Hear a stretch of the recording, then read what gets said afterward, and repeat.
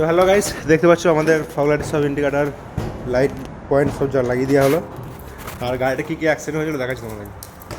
এই যে এই গেটটা চেঞ্জ, এই গেট চেঞ্জ, এই যে দেখো এখন নিউ গেট লাগানো হয়েছে।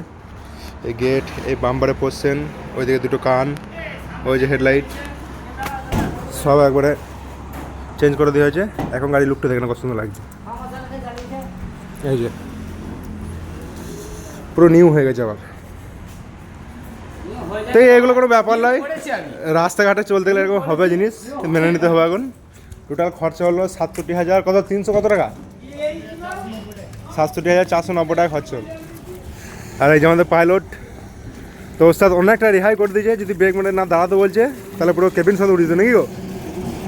হ্যাঁ, কেবিন সাথে উঠিয়েছে। তো যা হয়েছে ভালোর জন্য হয়েছে, নাহলে আরও কিছু হতে পারতো।